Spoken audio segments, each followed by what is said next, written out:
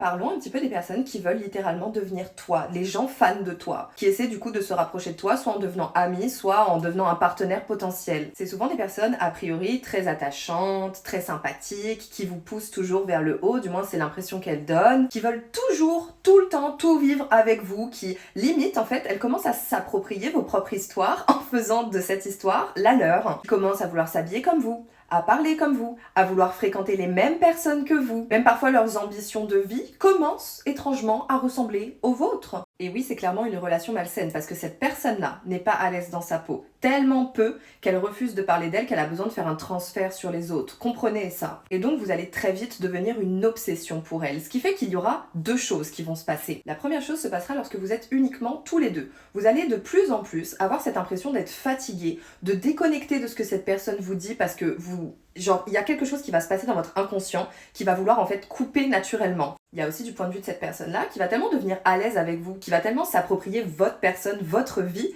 qu'elle va commencer en plus de ça à faire des réflexions sur comment vous devriez vous comporter, comment ça c'est bien et ça c'est mal. Parfois, ces personnes-là prennent tellement leurs aises avec vous qu'elles vous insultent pour rigoler, évidemment. Ne vous laissez jamais insulter par quelqu'un, je fais la parenthèse, mais jamais de votre vie, même si c'est pour rire. Et ensuite, il y a en public.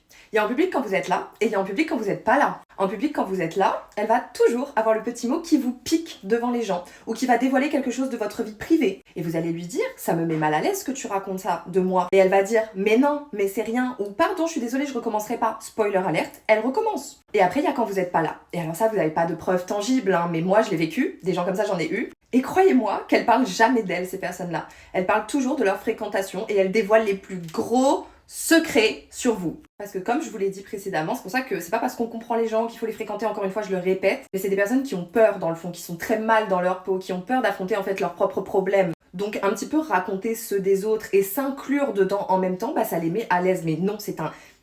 Guys, no. Donc si tu subis quelqu'un comme ça dans ton entourage, sache que cette personne, c'est normal si t'as l'impression d'être mauvaise langue ou un mauvais ami avec elle. Parce que souvent, c'est des personnes toujours victimes, à qui il arrive toujours 1000 choses, et ça va jamais, et c'est jamais assez bien, et en fait, elles sont trop mignonnes. Alors que non, ça fait partie du perso, de la sangsue qui va venir pomper votre énergie, c'est tout. C'est un masque qu'ils se créent. Ces gens-là ne peuvent pas être authentiques s'ils s'approprient votre vie.